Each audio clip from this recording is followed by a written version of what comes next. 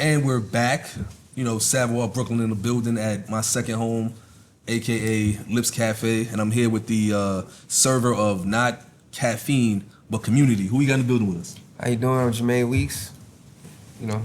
I don't say much anymore. I used to call myself Mr. Lips, but I'm just Jamane Weekes now. And in light of recent events, I don't know. We gotta be really careful how we describe ourselves so as to avoid cancellation by, social media and whatnot. But appreciate you pulling up. Well, letting me pull up rather. And I think it's fitting. We've been talking about this for a minute, and even before, the turn of the year, we had conversations. It's an ongoing conversation about the state of black business, right? Yeah, for sure. And I've been interviewing a lot of owners of restaurants, at least the ones that are remaining, and I'm trying to get as many as possible, right? But then I'm also getting the customer's perspective and the manager's perspective.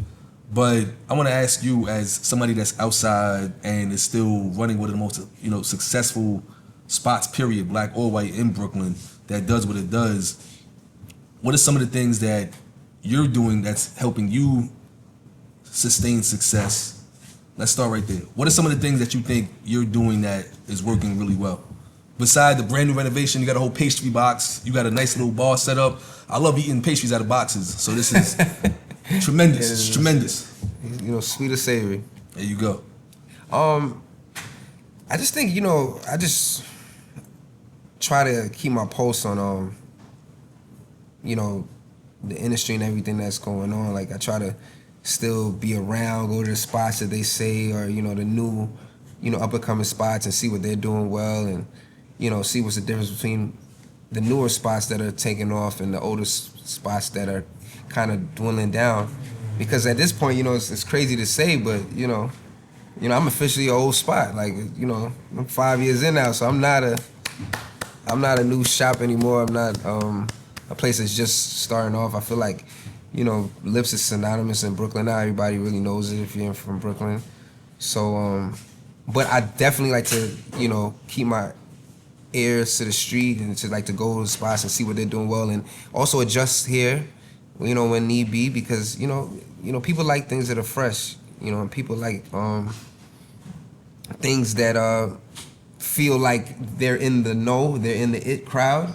That's really what it's all about now, making spaces, that people want to gravitate to because they feel like other people that are like them or other people that are dope are gonna be there.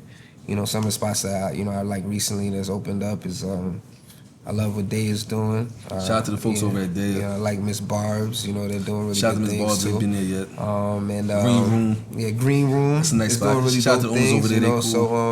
So those are some of the spots that I like. That that keeps me fresh and keeps me like inspired.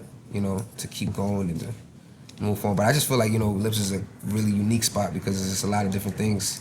People come here for a lot of different things. Whether it's a workspace or it's the food or it's the coffee or it's an event at night. You don't know what's gonna happen here. So I think we always manage to stay fresh in some way, and I think that's why we're being able to stick around. And also I feel like we're big on quality. Sometimes we're not big on time, but we big on quality. We always big on quality. You're gonna get quality when you're here, and people know that things are made with love and things are done with intention here. Everything. So.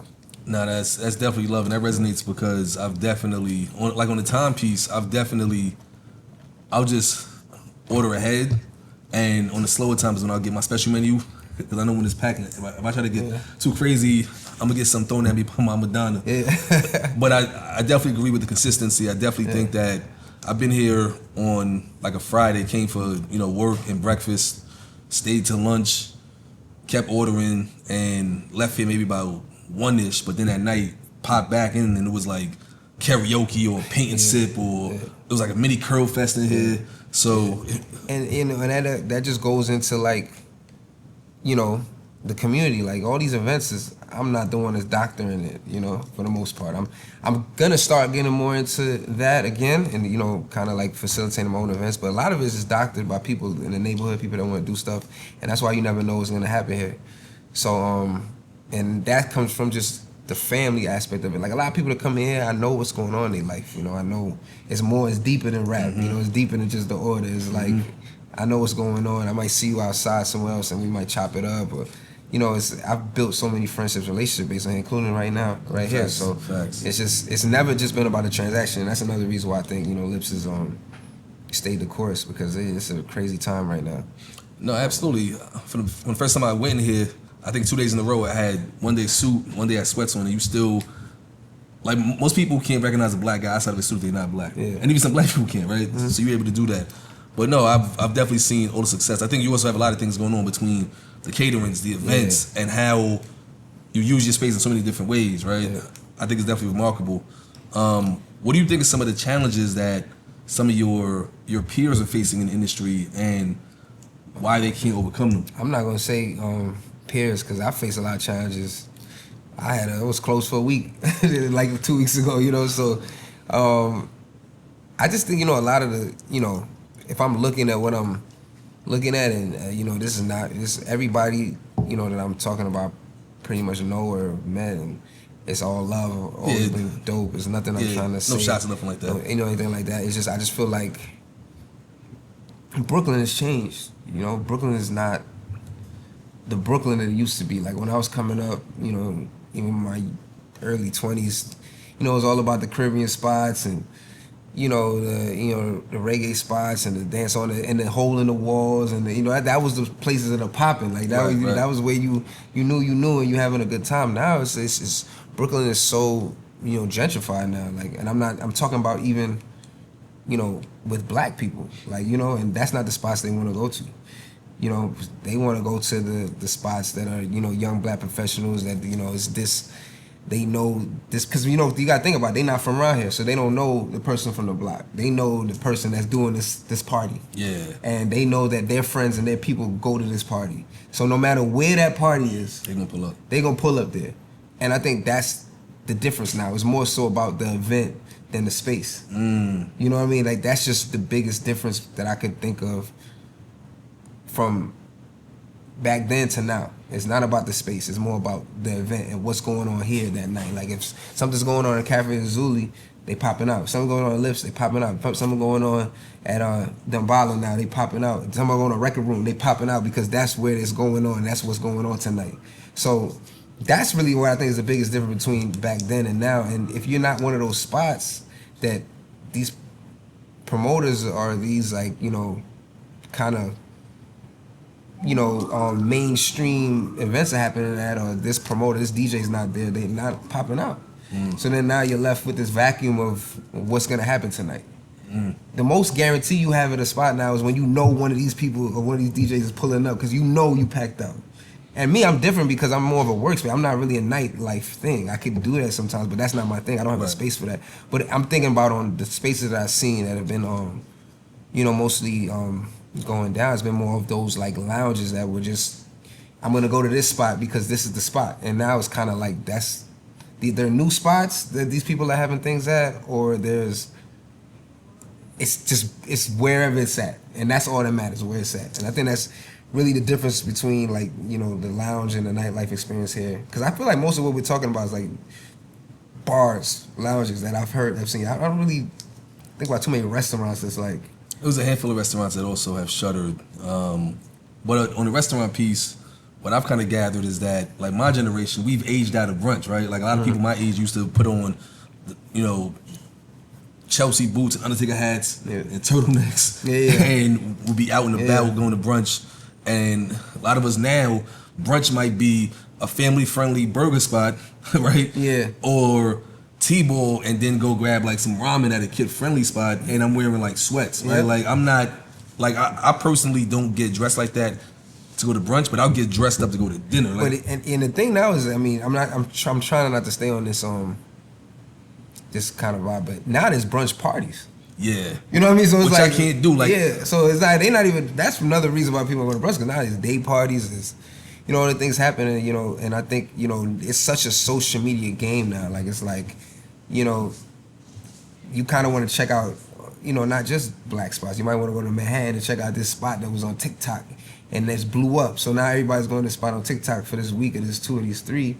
And it's more about that than the actual, that's what I'm saying, the actual food substance doesn't matter no more. of I'm going to my spot. has diminished. Absolutely. You know what I mean? That's what I mean. But the my spot thing is not like there. It's like it's more so for where is it happening now. I just remember. So I'm happy that you're giving this insight because one, you're more outside. Like my outside is like my backyard. I think outside is part of my occupation. No, I'm not mad at you. So like, you definitely have a much stronger pulse on this kind of stuff because I was just like, as you were talking, I was thinking.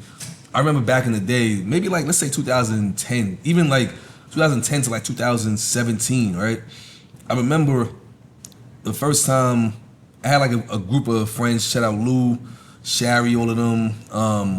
They were like the brunch connoisseurs. Like we all had like go-to spots, but certain couples I know would always be like me and Lil Rib, we would double date with them. Mm-hmm. We would go to like PS 450 back when it was boozy and it was like a full menu with like po' boys and shit like that. Back when Pecan, rest in peace Pecan, rest in peace the owner of Pecan. Back when it was a full menu, like Pecan's menu used to have like 25 items, and it was everything from like a bison burger to like salmon and lox to like chicken and waffles. It was unlimited sangria, and then it was around the corner. It was Chez Anu. It was La Caille. It was mad popping spots that was in Brooklyn. Manhattan, you had Poco with the lobster mac. Mm-hmm. So certain spots you would go to, like for Poco, I want the lobster mac. But around the corner, the spot that was right on that same block had like some fire libations, right? And I just don't remember, like now, because you mentioned day parties, I've been to Prana, like twice, right? But last time I went there, my last time, we was drinking, I think, mimosas. They ran out and handed me some shit. I'm like, what the fuck is this? This is a screwdriver. He was like, so we got left. Like, no regard for my health. They just handed me some fucking screwdrivers, right? But it was mad chicks dancing on the tables and shit like that. And that's when I knew, I'm aging out of this shit. Mm-hmm. So right now, if I go to a day party on a Sunday that starts at 3 and I leave there by 7, I gotta get home. I gotta meal prep. I gotta get the kids ready for school on Monday. So people like me with kids and families can't do like a Sunday day party and shit like that. What we would rather do would be like a brunch. But even so, if I go to a brunch spot and the music is wild loud and it's not family friendly, then now I go to like a spot that I'd rather go to a spot like in Park Slope when I walk in and there's mad strollers because I know like they're catering to like family, right? There's nothing wrong with catering to the brunch crowd and the people that still want to get dressed up to go outside. But I go to the same handful of spots for brunch. Like I go to, I can't say them on camera because I don't want to see people flooding my spots. But I go to the same handful of spots and then you can tell me on camera. Yeah, I tell you on camera. But it's like when I walk in, they'll ask me, yo, is it you and the family? You want your regular table? Do the kids want their regular? Before I even get the kids seated, their food is already in. Yeah. Right? So it's just like, that's my kind of setup. It takes too long to build that kind of rapport with new spots. Sure. So I just stick to what I know. And then that's part of the reason why from my side, I'm not going to like a lot of the spots. Because even if I pop out on a Tuesday, if the vibe feels like, and there's nothing wrong with the spot itself. I think the crowds change because I'm used to like the grown and sexy, you walk in, everybody's respectful kind of crowd. And the younger crowd nowadays, they bumping elbows, they're not saying excuse me. It's a very different level of respect with the transplants coming in that they don't realize that old Brooklyn was a very respectful spot. Now, you had head cases that be like, yo, you stepped on my Puma. Oh, for sure. Right? But for the most part. Well, we understood it. We understood each other, like, you know, what the do's and don'ts. So now we got different cultures coming in. We got to adjust to that. But, you know, I was listening to you on saying, you know, when these places had such extensive menus, man, that's another thing I haven't touched on, you know, with what's going on right now, is the cost of doing business, man, is a lot different than back then. Like, you know, it's a lot different. Like, you know, to get salmon, the prices, you know, so to have all those things on your menu now is like, you kind of like, before you might have been like, all right, man, you know, I'm going to plan for this much to not be used, and even if I don't use this and it goes to waste, you know, the margins is there where it's it still makes sense. But now it's like everything that wastes, it's like you thinking about now. Like you like, man, like this costs more. And then when you raise your prices, people look at you like $38 for salmon. Yeah, exactly. Like, you know, they look at you like, you know, but you're like, man, like, no, if you knew what I had to pay to get this now, how the price went up, you might understand more, you know? So because of that, because of all these places raising their price, you gotta think about, like, now average cocktails, 15, 16. I remember when I was young, like 12, 11, like, you know what I mean? So it's just all those things that probably keep people inside, keep people from going out, people from, because you know they think about it per diem, they think about their kids, their family, you know, what's best for them.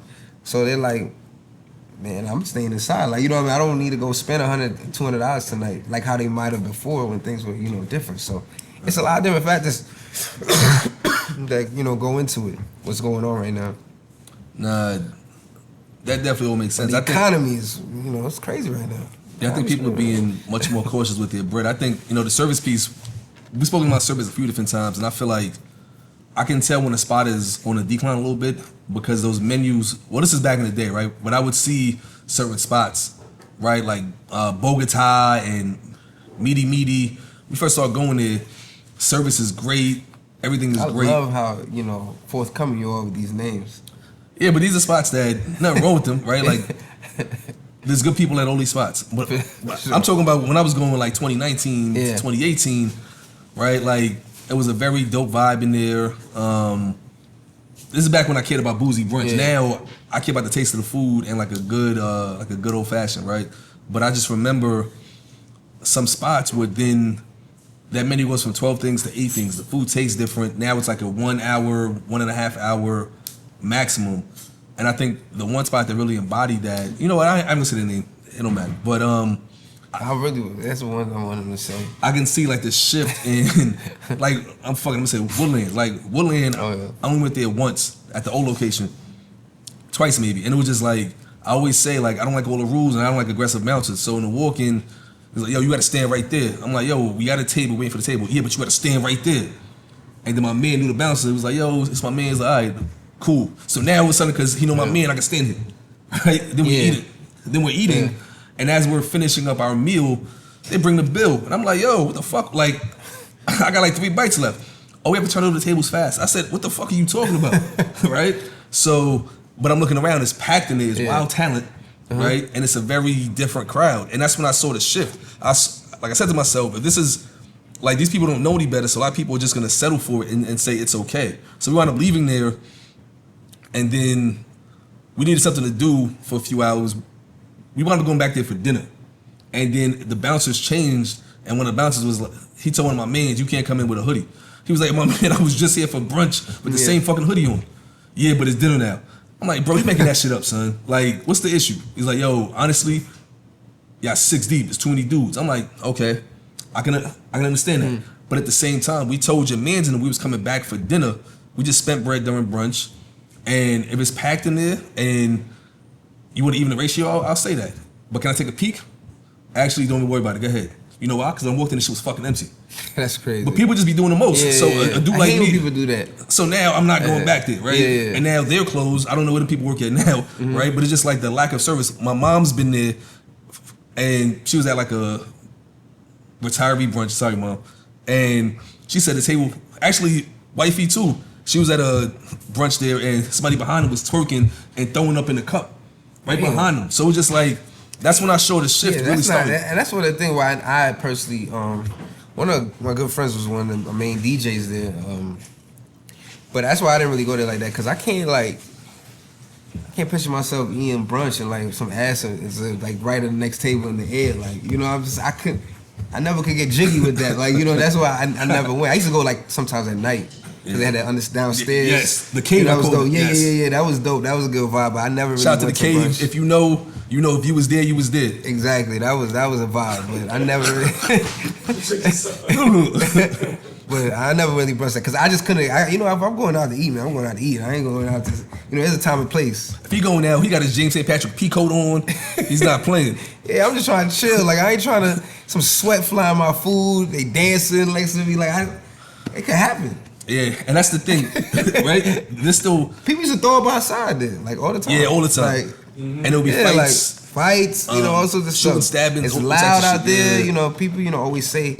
I'm not saying, I didn't really like what was being done to them around there in that neighborhood with the people that lived around there. The 78 precinct is not playing though. But there was a lot going on, not just inside, but outside. Yes. Like, that there was an caused unaliving. a lot of things. There was an unaliving that happened, and once that happened, I knew they was going to be down because the precinct's around the corner, and them people don't play about them brownstones. At Because all. even if I lived over there, black, white, Yeah, whatever, like- you're not about to have YNs pre-ski mask shooting up my block, that's ruining a my fact. property value. Coming outside and it's throw up on the in the pavement. People smoking, sitting on your car, sitting on your stoop, peeing between cars. It's a lot going on. Yeah. It's good times, but there's a lot going on. Yes. So now I see like the older crowd, they go to like, to your point though, the older crowd, when I say old, I mean 50 plus, they still go to the spots they know from back in the day. Those are the ones that are also surviving.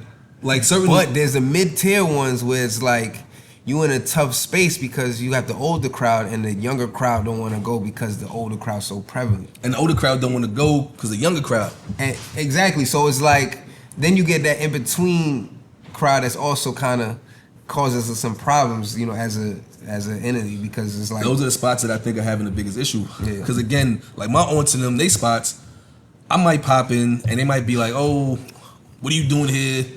And you know, it's like mad cougars in there on the prowl, but it's a dope vibe. They got good music. Everybody's dancing. Like people might be eating up there, but there's a dance floor. Everybody's dancing, having a good time. Everybody's having a good fucking time, right? And there might be a bouncer, but bouncer is more like a YN screener. Right? Like they're trying to keep the YNs out, right? Yeah. And then I've seen spots where they can't figure out what their vibe is. So it's like I'm sitting here with the wife, and chick walk up and is like, "Yo, y'all want a hookah?" And I'm like, "Excuse me?" Yep. Right? So the person next to me orders a fucking hookah, and I'm trying to eat my taco. There you go. And it's somebody blowing hookah at the camera, batting they big eyelashes and playing with their hair hat while I'm trying to eat my fucking food. One Right? thing about hookah, women love hookah, man. And I've been told that the margins on that are ridiculous. Right? Like you make mad money on hookah. For sure. Right? So For sure. I think if you have that in a space where you say that's the hookah corner, that's fine. But it's also like when you do have the younger crowd, now you got to talk about autograt, because then you complain about them not tipping and all that kind of stuff. So I think it puts you in a weird space, because if you don't know your crowd and you don't have an identity, then you're gonna fail. As opposed to people saying, you know what, I'm gonna self-select. I'm not gonna go there because that's where all the cougars is at. I'm gonna go to this YN spot. But if you have the YN spot, you need the security and you need the autograt too. But that's all. You need a lot. They in Queens right now. Yeah. The YN spots in Queens right now. Oh, Miami. There you go. That's where they be at. Yeah, man. It's a lot. It's so much things going on right now, man. If I see this new Brooklyn, old New York, new New York, it's just it's interesting. It's in good ways and bad ways. Because I always say, like, you know, Lips wouldn't be, when I was growing up, Lips wouldn't survive. right. You know, so I have to also look at that with that grain of salt. And why do you say that? Because I feel like in this neighborhood, it was a lot of Caribbeans that were fresh off the boat. And I feel like they were more so, you know, more on the Caribbean vibes where they want to either cook themselves or they want to get something real quick and go home. And they weren't really about the workspace. Yo. It wasn't really like workspace. Let's go sit down and chill during the day. It was more like I got to grind during the day. Right. You know, so it's just a different 4 jobs and all that. Yeah, it was just a different, you know, vibe. But I feel like, you know, Lips is the way it is right now because of young black professionals and second generation Caribbeans like myself, you know, who like were here and they understand the culture, but they, you know, they still gravitate towards where they come from. Nah. So that's the difference I see. Like when I was growing, there was no places to chill out around here. Like there was no places to just sit and chill. Like you either was at McDonald's or you was at the Caribbean spot or you was at home with groceries waiting for your mom to cook. Like it was none of that stuff. So what are maybe 1 or 2 pointers you would give to other black spaces that are trying to sustain themselves in 2025? Because you dropped a lot of gems around, you know, crowd and vibe and all that kind of stuff. I would say first thing I just think is in business in general, is to not try to, you know, everybody's not your customer. Everybody's not you know who you can't please everybody. You're not gonna get everyone. So just realize what your target audience is. Make sure it's authentic and you're being real about it. And you're genuine about it with that target audience. That it's not just like a play.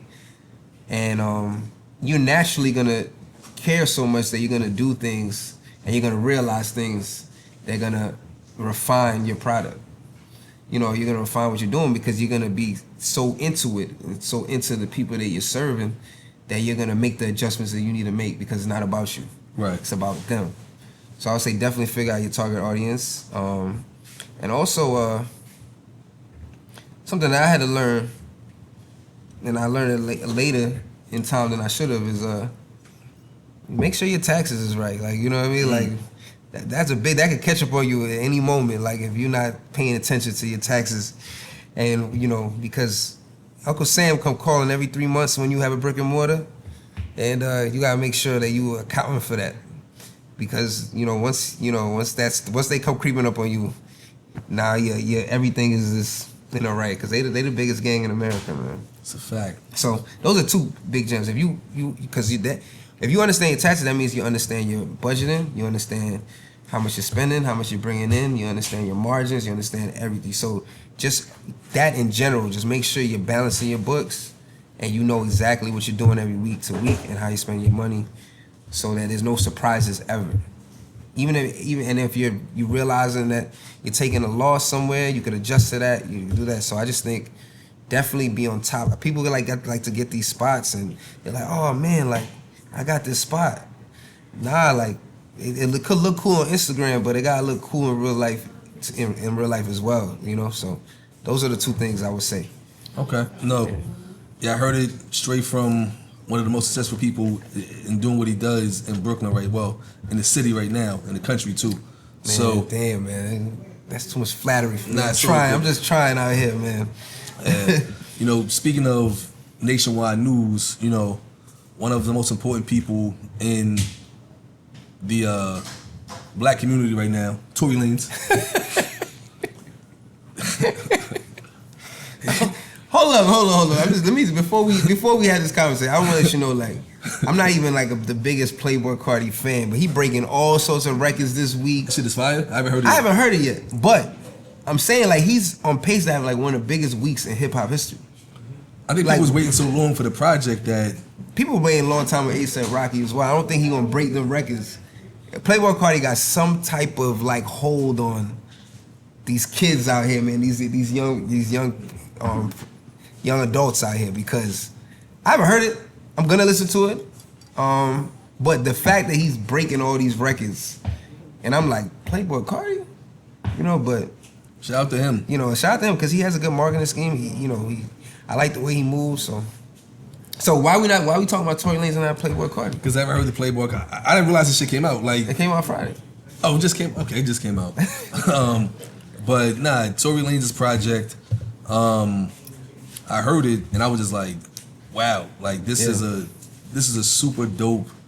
Like, I've always liked Tory Lanez's music, right? Because I think he thinks outside the box. He'll make shit about like being alone at prom, sample King, but he sampled Ashanti but had it on a hook. Sample T-Pain, had him on the hook. Like, he takes a lot of chances musically. That was one of my favorite projects when it came out. Yeah, nah, he. That was one of my favorite projects when it came out. The Chicks tapes. Yes, talking about? Chick tapes. Yeah, Chick tapes are fire. Yeah, with when he did the Chris Brown. Yeah, Chris Brown.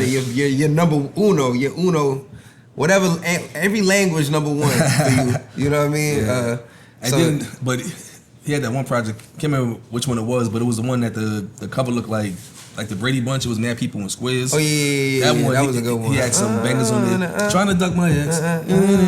Yeah. So this one, he got some bangers too. Shout out to his engineer, because I was honestly, when you told me that this was gonna be a topic of discussion, that was gonna be my first point. His engineer need to be hired by every single artist. His like bookings, or his like whoever's. It probably went up exponentially since that came out, because I don't even know how he was able to pull that off, man. And nah, it sounds crystal. And then they were working on it for a long time. It wasn't something that just happened. They had to really work for his voice to be able to translate, on an album. And to me, like, it doesn't sound like he's talking on the phone. Yeah, it's amazing to me too. Just like, I'm not gonna say, I wasn't there. I know you have your opinion, or you think. I don't know what happened with him, Megan Thee Stallion, but you have it all. You go to jail, like, it's so easy to fold. The fact that he's still writing and recording music and going on. There's a testament to that. Like, you know, there's a lot of people in there just withering away, especially when you come from a place where you have all that, and now you have nothing. And, you know, you have all nothing but regret. So for him to be able to pull that album, I actually really like that album. It's a really, really good album. I like that he addressed a lot of different things in it. It had the bangers, but it also was real, and you know, he spoke about his truth and what's going on with him, and I think it's a great album. But you know, it's definitely gonna be blackballed. You know, it's not gonna. I posted, wow, this new Tory is great, and my DMs was like, what, Tory Lanez? And I'm just like, oh brother, and it's just like, all right, he's up on appeal. There's a chance he may come home this year on appeal, like on a full reversal, because there's holes in this case. But all the headlines people see is, or one, apparently he made a phone call talking crazy about what happened that night that did him in a little bit. But also, you know, it's a black woman that was harmed, and they're gonna pin it on him. And I'll say all of this, right? If the facts are as alleged, then justice was served in terms of him going to prison. But if there's gaping holes in the case, my perspective is always, it's better to free somebody it's better for somebody that's guilty to go innocent than for somebody innocent to be locked up. And this is a lawyer talking. Part-time. I'm gonna do that part-time. But, so, like, that's my perspective. And people's like, oh, but you have a daughter. I'm like, yeah, I do. But that's nothing to do with this. And in the words of Drake, you know, she's taking shots, but she's still a stallion. I think, you know, there's holes in the story that I think people haven't acknowledged. I think only, you know, the 4 people that were there know what really happened. I don't know what really happened. I just think, I don't know, man.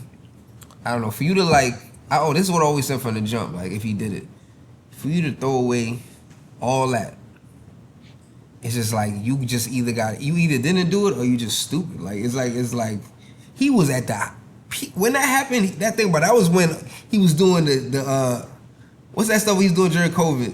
Oh, the COVID radio, and then he just dropped Chinks tapes. Like he was like, he had just dropped Alone at prom. Yeah, like it just dropped or it was about to drop. I think it was about to drop. And I think that album was really fire, and it didn't get the Just Do It there because of what happened. Right. So it's like for you to throw all that away over. I mean, let's be real. I guess you would say what, some pussy. You know, I'm like, oh man, you either stupid or you didn't do it. That's my only two things about that. Yeah. So I mean, but he always makes good music. Yeah. That's one thing about him. You can tell he's one of them artists that really care about what he put out.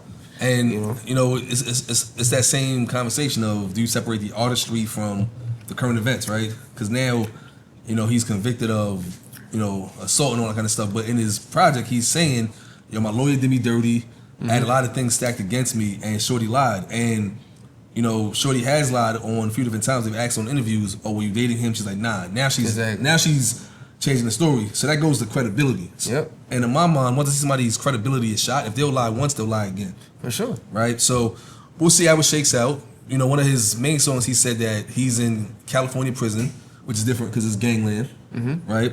And he didn't want to be on in PC. Yeah, he wanted to be with everybody. So he in Gen Pop. So, you know, I ain't gonna say free Tory, but if it comes out that you know who been helping with a lot of his Chris Brown. Yeah, man. Chris Brown, only one that gave him $250,000. Yeah, man. So, you know, shout out to the situation. I hope it plays out the way it's supposed to, and you know, justice is truly served. On the topic of gangs too, you know, he's in a California prison, and the California gang politics are very different. You know, for sure. We're here in Brooklyn, you know, there are gangs, right? And a prominent, you know, New York City rapper recently equated fraternities to gangs and said the only difference is that they do, you know, different activities basically. And then Mark Lamont Hill, who's a noob, challenged him on that a little bit and was like, yo, would you want your son to join, this and the third, you know, what's the differences? And I'll say this much, right? I'm in a fraternity, shout out to Alpha Phi Alpha, right? I can see where there can be some similarities in terms of the goal of brotherhood, but I've never seen anybody in the Divine Nine slash niggas for initiation. I've never seen a fraternity intervention or prevention program. And while there is some violence associated with, like, yeah, you know, Greeks get into fights on campus, and if you break their line while they're strolling, you can get beat up. Yes, those things are actual, factual. However, that's a more intentional act most of the time, right? Versus, like, when I think about gangs in New York, and I think about when I first encountered gangs back in the early 90s, it went from we're all laughing, joking, and playing that's how it to happens. now, It gets serious. almost overnight, people Yeah, it got gets serious. flags on, and they're randomly trying to cut people. And there's people from other neighborhoods coming into the neighborhood trying to cut people. Yeah. And then some gangs are focused on making money, and other gangs, you know, certain members would try to steal your beef patty. For sure. Right? So when I fast forward and I think about the people that I know who were into that stuff, I don't see like a bachelor's degree or a master's degree type success. I don't see anybody that was into that having attained some modicum of modern success, whether it be a home, whether it be a stable family, right? I don't see that. So I would love to get a perspective I do disagree on that. Okay. I definitely do know people who, you know, changed up and attained a lot of those things. Change up, but are they still active in their? Oh, I mean, I think gangs, like, you really only active like your high school years. Like after that, I mean, some people still stay if they getting money, but after a certain time, you got to grow up. But I do want to push you on some things. Please do. And I didn't think about this when we were talking about this earlier, but like my mother, like, she's over there right now. She never wanted me to join a frat. You know what I mean? For certain reasons, she didn't. I don't know what you can say on camera, what you can't, but she didn't. She wasn't thrilled with how you get down in that. You know what I mean? My father either, especially they from the Caribbean, they couldn't understand it when I was like looking to do that. And I mean, you did say that it is not whatever, but I mean, I want to talk to you about this too. And this is I gotta challenge you too sometimes. People have died during that initiating process, man. And there's been protests over things like that, and there's been banned people. These things have been banned on campuses for decades or years on end because something was broken, or somebody told, or somebody ain't here no more.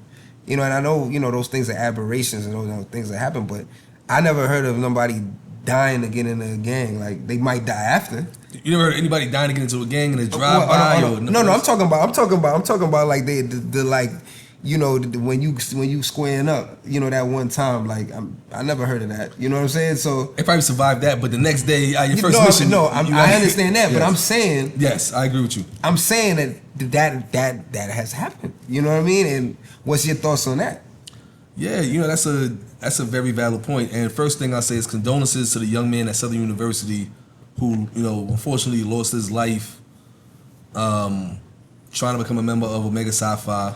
I didn't hear about that, but yeah, for sure. It's super unfortunate. And I say this, I think, there's hundreds of thousands of members of fraternities and sororities nationwide. Yes, there's been hazing situations across the board in fraternities and sororities.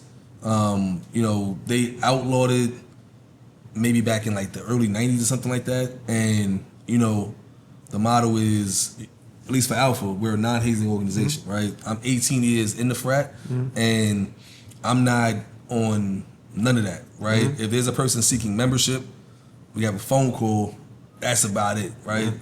I'll talk to you once you finish your membership initiation program, which is a nationally sanctioned program. This is all public information that's on the internet, so I'm not, being indiscreet, right? On the website, there's a membership intake program. That's what cats do. Now, if people are doing things outside of that, of course, yes, that's gonna happen because it's just too hard to. And it's not even an excuse, but it's just like valid, right? It's just like you got people that are chasing a certain kind of clout, and they want to feel like if I don't do this a certain kind of way, if I don't join a certain kind of way, then I'm not going to be respected. For sure. Now, when you leave college, you realize that that's mostly bullshit, right? Now, I do think that the violence that people say happens with that, I'm not close enough to that to even know what the current, high, low, whatever is. But what I can say is that although that is an element that exists, I think that people choose that in some ways, if they're choosing to sign up for a process, I would think it's because they're looking to get something out of it that they don't think they could get otherwise, right? Now, when it comes to a gang, I don't know if there's an equivalent, right? I know that, well, I don't know. From what I've heard, there is, squaring up or some kind of physical process where you get punched on or whatever for some kind of time, or you may have to go cut somebody or whatever the initiation process is. But I think on the other side of that, on the other side of joining the gang, my perception is that you're now, like, you're being told now to go out and commit crimes. And in a fraternity, you're now, or sorority, you're now being told go out and be a leader. Yeah. So that's why I think it further diverges. I think the commonality I'll give it is the brotherhood or sisterhood, but outside of that, I don't see those things as. I just want to play devil's advocate. I'm totally. If you had to tell me gangs or fraternities or sororities, it's definitely that, because I think they also push you to be better. Right. Agreed. Push you to get better grades, push you to do more things on your campus and your community. Hold you to a certain kind of standard, like, for sure, like So I just was playing devil's advocate. It's but it's real talk, right? Yeah, you know what I mean. Like, I feel like I can't put this out and then be disingenuous, and then people in the comments will be like, "Yo," right? Like, one, there's too many Greek sites now where like any IG you go on, it's people talking way too much shit on these social media platforms, right? So I do think that there's an element of, you can't necessarily hide the ball from everybody, but I do think too that I think sometimes when people make that false equivalency and don't push back on it, it's usually people that are not in a fraternity or people that are, super in the street and they just don't understand it, right? Like, I can't tell you how many times people say, "Yo, ain't you one of them sororities?" They just don't know the difference. Yeah, but right? They don't. They're super. The beauty, for me is, I went to HBCU, shout out to Lincoln University 1854, and I've also grew up in Flatbush, so I've seen gangs close up. I've seen fraternities and sororities close up, and I just think there's more of a level of joy, in college and with that, and when you in a gang, it's more so like you got to be on alert. You got to go. You got to prove yourself. I think with both of them, you have to prove yourself, but it's just one, you have to prove yourself at doing negativity to others, and I think with one, you have to prove yourself trying to do positive things. I agree. I think that's the big difference. I think that's the biggest difference. Like there's a level of competitiveness. But I feel like even after, like, y'all stroll or whatever, y'all be like, "What up?" Like, you know what I mean? Like, y'all, it's competitive, but y'all be cool. On the other side, if they run each other at a party or something, somebody might, it's different, So y'all, so you guys hold yourself to certain standards. I think frats and sororities hold themselves to certain standards where it's like we're pushing ourselves to, like, make an impact and be better and keep advancing. And I think when you're in a gang, it's just, unless you a Jim Jones, unless you somebody that just has this God-given skill, or that this, because it's not like they glorifying the gang and they getting money in that realm. No, they're getting money through rapping about it. You know what I mean? It's different. I know he said he made millions of dollars on it. He did, but there would have been, if he wasn't making millions of dollars on it, he would have been on the block, and he might have been with his other homies that's in jail right now. Right. Right. So it's like, that's a certain kind. And then he's like, there's nothing wrong being in a gang. It's a crime behind it, but it's kind of like, it's one and the same. Like, you know what I mean? It's kind of one and the same. I struggle with that point. That point, I understand what you're saying. It's only, there, and he's right.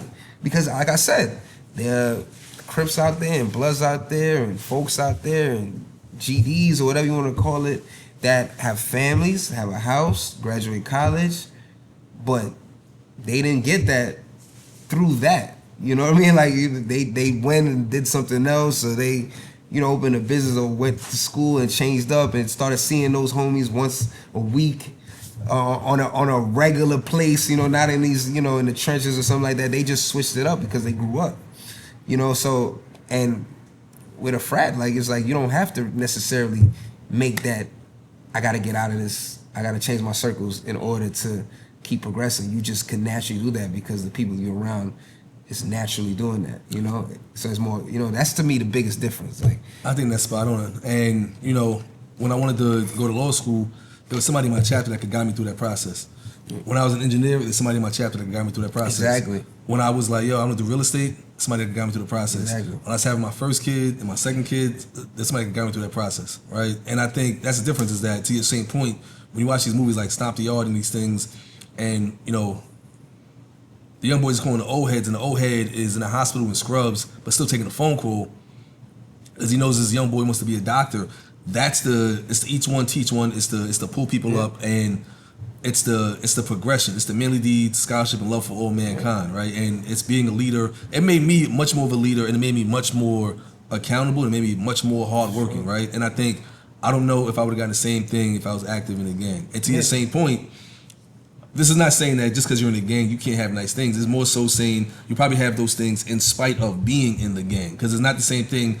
At least as far as I know from now, so I'm looking in, I don't know of people that are in the gang I can call people that are actively every day outside and say, yo, let's do this real estate play. Because they might not be able to go on a certain they're block. gonna be like, yo, man, I'm at this fraud play right now. You know what I mean? Or I can't go over there because I smoke with those dudes. Yeah, like you know, so it's different, you know, and you know, like I said, like everybody's not Nip, and even Nip, look what happened. Like, you know what I mean? To somebody in his own gang. So it's, you know, it's I love when I go back to, you know, school and stuff, and like you can see like the generations of it, like old heads, like gray, still with their canes, still there's pride in that. And you know, as you probably get older in the gang, you know, you losing more people than is sticking around. Like, you know, it's more so like, man, I lost this person ain't here no more. When you're in a frat, it's like, man, I could see these people, I could touch these people, I could make this play with this, I could talk to this, like you said, I could call this person because he's in this field. I know some of my, you know, friends who out, you know, that would be like, man, I'm at dinner with this Nuke. He is at some executive for the Mets or something like that. You know what I mean? And it's like, you know, I'm pitching him this idea I have, and I think that's a beautiful. It's the networking. It's the networking of it all. You know, and some of my closest friends are in frats. Some of my close friends are in gangs. You know, but it's just I've learned so much more from my friends that are in frats. Like, you know, I've been able to like lean on them, like I've leaned on you for things, like, you know, for certain things when I had, you know, certain things. So, I mean, I really don't understand. I kind of understand what Jim Jones was saying. I get where he was trying to go with it, but I just think the basis of his argument is already flawed. Like just the whole, it's just flawed from the beginning. Like, you know, it's just flawed from the beginning, and that's what I think. Well, there you have it. You know, good dialogue on that topic. As we wrap up, you know, we want to talk briefly about dating in 2025. It's something that I get asked about a lot. You know, when out and about, people will say, "What's the key to success?" Like, I wish y'all could get his shirt right now. Huh? This guy's shirt right now. Where did he get that shirt? I'm sorry. Nah, it's okay. But yeah, like a lot of times people will ask me in passing, "Yo, what's the key to success?" I don't fucking know. I don't have the key to success. I don't understand how you can say that, man. I tell people this all the time. You have the best relationship that I've seen. One of the best relationships I've seen in my life. I appreciate that. It might be, I would have to really think deep, but it might be the best that I could see with my own eyes. Like, you know, everybody has things going behind closed doors I don't know about it, but that I see with my own two eyes, you know, loyalty and commitment and, you know, trust and staying true to who you with. You got the keys to that castle, man. I don't know what you're talking about. I mean, a lot of it is just, you know, being open and honest in terms of communication, but it's also living within like who you are, right? Like I'm inside, right? Like I'm not outside, and I'm comfortable inside, right? And if you're outside, usually with her, right? You know, or getting to the paper, right? So I think, but there is no key to success, right? Because like what works for us might not work for somebody else, right? I got friends who, you know, they married, but every single weekend they want to hang out with the fellas. That's not how I'm wired, right? Because if I'm married, I got love for the bros, but I'm not going to every single mixy event go out of my way. I don't even think those two things could align, like, to be honest. some people try it, right? And then, you know, right along with that too is also I have young kids, right? And they looking to me for comedic relief, protection, money, food, like all types of shit, right? So then I got my extended family too, right? So then I got busy shit too. So I think men, when you get married, if it's working properly, you're supposed to kind of recalibrate and figure out how you can maximize what's in front of you. But I got married a minute ago, right? When shit was a little different outside. Now, you know, a lot of dudes are trying to protect their wallets and their cardiac muscle, right? And then a lot of chicks now, they want to have rosters, right? They want to. This thing is the inverse a little bit. They want to play the same games. And even like good women out here, you know, trying to juggle multiple guys. And it's just like, if you're just purely dating and you're just trying to like learn people, that's different. But I think the moral standard has, you know, lowered, and I think people are a lot less. Sparks. I mean.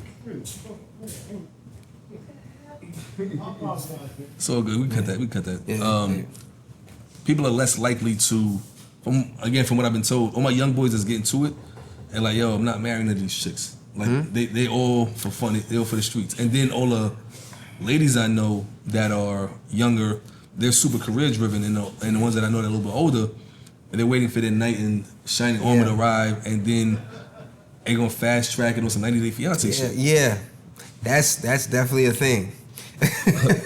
that's definitely a thing. I think, you know, and with that 90 Day Fiance thing, it's just like, you know, whenever, you know, in the past that I've, you know, everything here is past tense, by the way. You know, in the past, when I've been around people like that, you know, for me, it's always like, is it me or is it just a body? You know, like, why are you so quick to, like, be disinvested? You know, right. Is it me or is it just whoever, you know, that you, like... You fit the main character vibe in their story. Yeah, you know, he'll do. Yeah, it's very interesting. Like, they just 2 dates in or 2 times you're around them and they like, oh man, like, you are the person that I've wanted my whole life, you know. And I'm like, you don't even know me, like, you know what I mean? Like, you don't know me at all yet. So, to peel on that point, but man, dating in 2025, I don't know, cause I ain't trying to be dating in 2025, but I just know dating in the past, you know, in the past years is like, it's just, New York is just such a tough place. Like, it's too small too, man. It's too small and it's too many options. Like, you know what I mean? It's like a. I'm not even talking about like me. I'm talking about in general. Like, you laughing. I'm not talking about myself. I didn't say you. Let me tell you, everything right now is generic. That's consistent, right? Like, that's consistent from what I hear. I am. Every speaking, dude getting to it. Every dude getting to it got options. I am speaking as a third person. I want to put that out there. But you top picking it. Yo, you all Shador Sanders. Every team gonna want you. You know what I'm saying? What I mean by like that is just like, it's like, you know, a woman or a guy could literally go out any night of the week in New York and find a vibe to meet somebody. That's dangerous. Like, you know what I mean? It's like, if you don't really have some type of like restraint, you know, you don't have some like, you know, just you know, security about yourself and what you got going on, it's like you're bound to make mistakes. So that, you know, because it's just so easy. You know, you go to some place like Iowa, like, you can't even find anybody. Like, you find somebody, you like, oh, I'm gonna hold on to out there, you gotta be on your Eminem. Give me a fat chick that cooks and does dishes. Exactly. Like, you find somebody, you holding on to them because you don't know when you gonna meet Iowa somebody. strangers now too. Shout out to Des Moines. And then you have Cedar Rapids and all that. Yeah, you know, I spent some time in Iowa. It was alright. It was a good experience. There you go. But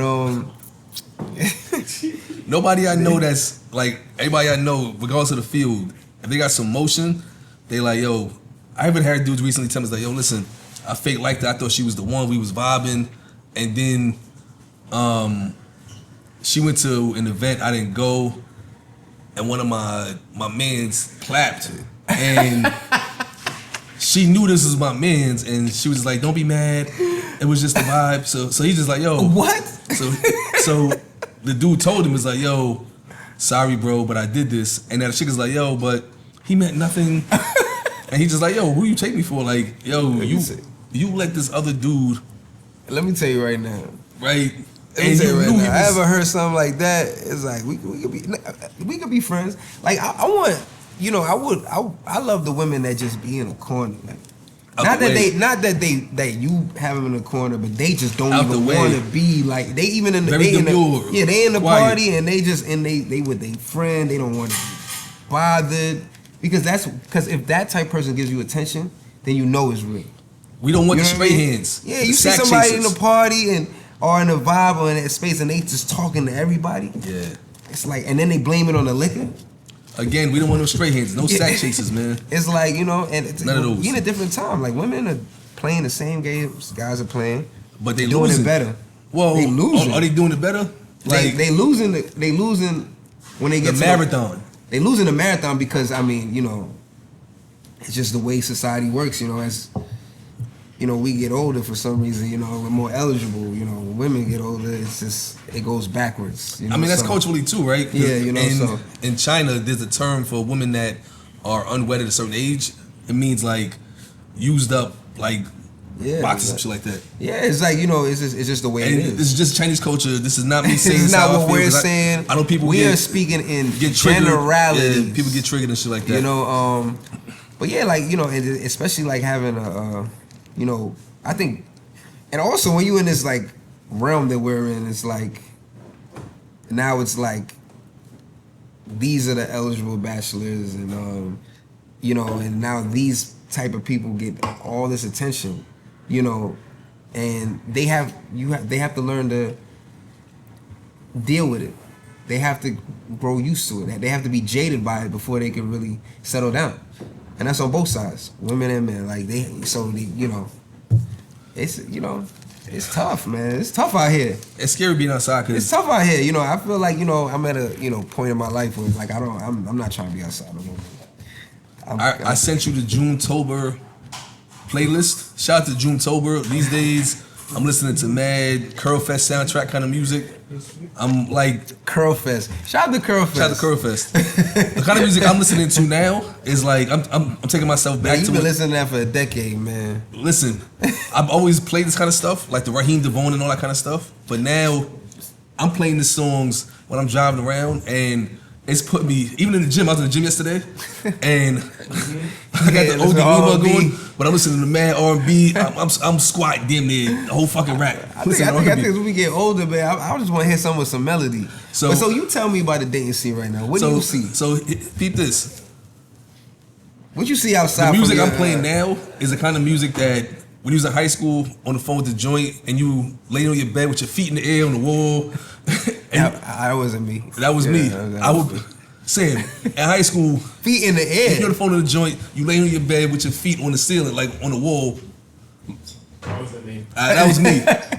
I'm on the phone picturing. I'm a February Pisces, so I'm picturing my whole life with Shorty, and in 11th grade, I'm like, yo, she the one, yo. Me and her gonna have 2-tree picnic, and this is it. Like, I'm on the phone, feet in the air, turning the phone cord, like, yo, man, I'm in love. Like, this is the one, right? So now, the dating scene from what I see is we double date with a bunch of couples. Shout out to Coley Law, shout out to Lagradels, shout out to every other couple. I ain't gonna say every name because I'm gonna forget somebody. But we double date with couples, and it's dope. Like, we go to spots like Green Room, and we're like, it's funny when we out, we're talking about like kids activities, solar panels, like maybe a little bit about college, but it's just different kind of conversations. It's all about what school can we get our kids into, what activities can we do to get our kids set up for the future. And it's times I've walked in here, and I just see like eyes darting on me, but they scan almost like Terminator, and they go right to the left hand, and they see ring and most, and look away. But there's others that be on a T1000, actually not T1000, that Terminator where it was a girl Terminator. Yeah, that one, if they on that shit, I see them sharpening their hands, ready to. If he walk in with a chick, I'm poking her up.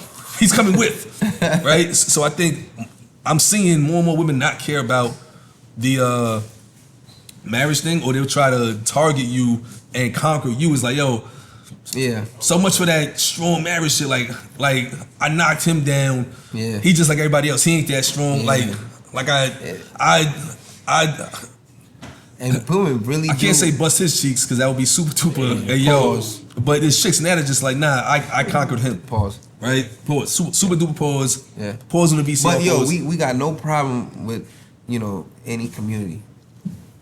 At all. Shout out to my people. I think tomorrow's actually Pride Day. Tomorrow's St. Patrick's Day, bro. For real? Yeah. Somebody came in and told me sometime this week is Pride Day. He's probably trying to scoop you. I do woken. It was actually a woman that was getting something for her daughter to wear to school because they have to inverse the outfit. I thought that was interesting. What school is that? Different topic. So my kids cannot go there. not my kids' school. That was pretty interesting to me. I was like, oh, you gotta see, they gotta wear what? We'll cut that. We're definitely gonna cut that. We gotta cut that. But Yeah. so dating, from what I see, is I see a lot of, even like if I go to spots like Sweet Catch, out to Sweet Catch, I sit at the bar. 9 times out of 10, there's single women at the bar that will join our sure. conversation, and they just be looking. Like, the main question I get is, do you have a friend? And I'll say respectfully, all my friends that want to be married are. Yeah. So you know, I'm telling. Whoa. Pause. Most of my friends that want to be married are. All right, there we go. Most of my friends that want to be married are, right? Not talking about him, right? But it's just like, I've told women, it's like, listen, the overwhelming category of men you want no Kevin Samuels. You want those guys that are not even high earning in the sense of making a shit ton of money, but you want a guy with a certain kind of direction, a certain kind of structure, get into a certain kind of bag that you know is going to provide security, stability, and anything else you want, right? Those kind of guys right now at the pick of the litter, right? Like these dudes are like Shador Sanders, right? They can go to any team they want. So for you to be somebody that they want to draft as a franchise player and sign to you long term, you got to show that you're different than anybody else. The issue is that so many women confuse it. They play in the same circles too much, or they just don't know how to move. And that's how you want to move into like Atlanta, Charlotte to like restart, right? But in terms of just moving in New York, the hard part is that there's just way more beautiful, successful, attractive women than there are dudes that could be paired with them. And then too many women follow these podcasts that focus strictly on relationships with anybody in a relationship. And then you got too many women on top of that they mask toxicity with accomplishments. So just because you got 1,000 degrees, if you an ain't shit selfish chick, that's gonna come out quickly. Sure. Because there's a lot of women that, you know, Caribbean, African American, African, that are raised to be wives. If you're not one of those, For sure. If a hypothetical me right now is out dating and I got 5 chicks on the roster and 2 of them are like, you know, new signees, I'm still trying to feel them out. One is like a long term, another is like phasing out the roster, and one's kind of in the middle. If there's one that, if I say, yo, I don't feel well, and this has happened to me in the past, right? Yeah. I was on a college campus, like, I don't feel well. I was told maybe like 3 or 4 women. 2 of them brought me soup, right? And I was like, oh shit, this is dope, right? And granted, they didn't make soup, and no, they went to the campus center. They went to the soup spot and said, yo, what soup do you usually eat? He probably was Caribbean. Yes. And they brought me soup, and I felt like I wanted to, you know, cuddle all night, right? Yeah. Like I felt so open to that. Now, one of them chicks was still talking to another dude, but it was still a gesture that had me, right? Yeah, throwing that caveat. Right? And then, right? and then there's other women that, But like, even better example, okay, when I was leaving Albany and I was thinking about going to law school, I wasn't really talking to anybody seriously, but I had just met my now wife. yeah. Right? And I'm thinking about law school. I'm playing around with these practice questions. I saw her in the city the next weekend. She's like, yo, here, you keep mentioning law school, so here's a practice book.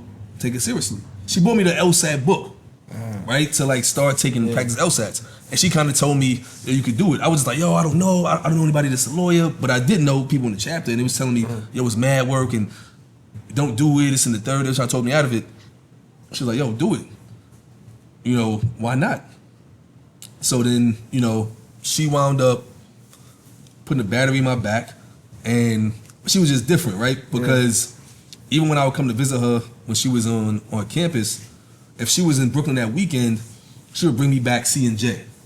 Because she knew I wasn't getting like quality Yeah. you know, food up there like that in Albany. Well, shout out to Roy's and the spots up there, but we talking about Brooklyn. We ain't slighting y'all. And my homegirls will be like, yo, she's lining you up. She's like hook, line, sinker. She got you. But I'm just like, well, fuck it. She got me because there's other chicks that I said I want to go to law school, and they was like, oh, you gonna be rich? Where we going? Yeah. Selfish, right? Yeah. So she played a part, and to this day she still plays that part where she is selfless, right? Yeah. And I knew I had a good woman that was gonna be a nurturer, and that's what I wanted. So the other thing too, in terms of dating, you have to know what you want. You gotta know what you want. You gotta know. Compatibility is important. You gotta know what you want in a woman. Yeah. Women, you gotta know what you want in a man, and you can't try to square hole round peg it. Like, don't try to change somebody. Yeah. Out of your, like, write down 10 things you care about.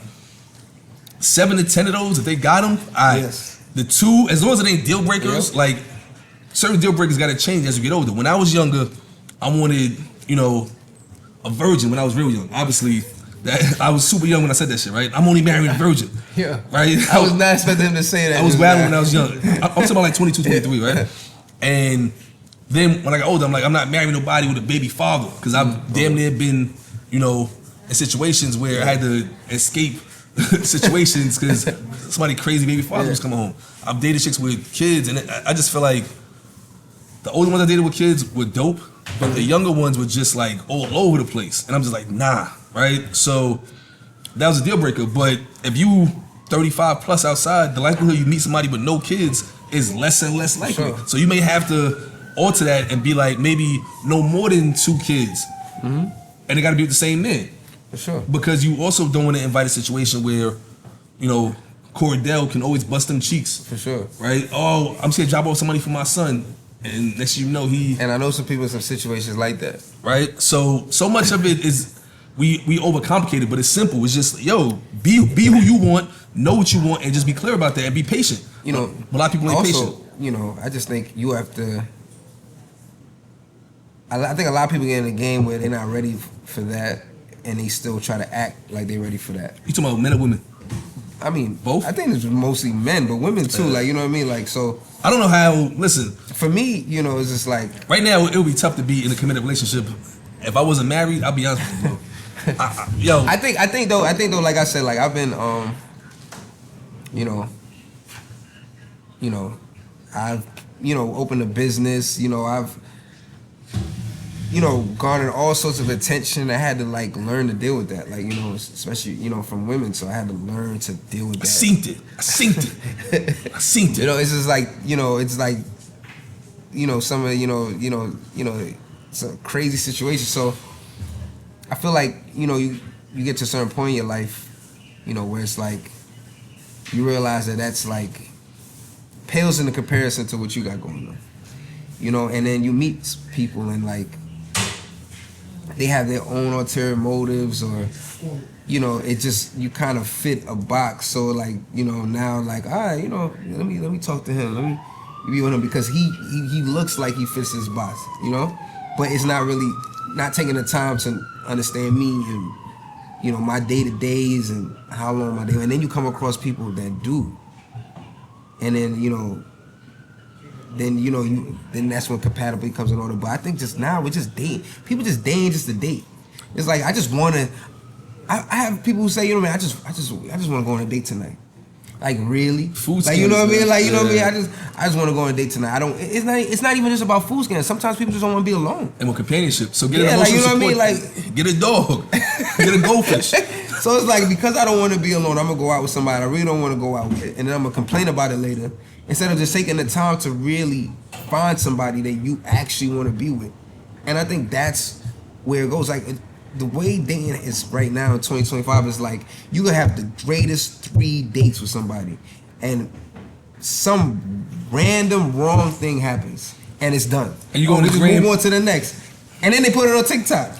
You know what I'm saying? And then you know what I mean? It's like dating now is like a joke. Like, you know what I mean? It's I've been really out like, with you and have met women through you, just in casual conversation, networking, and I'm like, oh, this chick, like, she's looking at me directly in my eyes. She gotta stop doing this shit.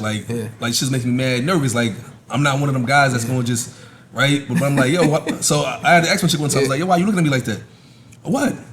like, yo, your eyes are very like, I feel like you can see to the back of my retinas. Yeah. And she's just like, nah, it's just who I am. Yeah. And I'm just like, yo, like, but we was having an organic conversation about business, but I'm just like, yo, like, I could never like be in a situation where it's like talking like that business, and then I feel like, not even saying there was any kind of chemistry there, because I wasn't on that kind of vibe, but it's more so like, I think when you're not looking for new cheeks and you're not out here hunting, you must have like a sign on that says, nah, happily married. Because the energy I be getting sometimes be crazy. And I just be like, yo, like, I'm not on it like that. And but it's so funny because, like, I always look at, like, sometimes I look at things pre-lips and post-lips. Pre-lips, like, I would be the guy that, you know, I'm in the spot and I'm like, I'm lurking. I'm trying to see what's up. Like, you know, I'm trying to find a person that I like or I'm into that looks attractive, and I'm trying to get numbers and I'm trying to, you know, do this. Post-lips, I never did that because I'm like, you know what, I'm in a business space. People come in here to get a latte, or I'm out, I don't know who may know me, you know what I mean, or something like that. So I never really approach people like out or anywhere. And but now they approach you. It's like when you don't, it's like some kind of tick that goes off with a woman. Like when you not approaching them, it's like they find a way to approach you. Like, you know.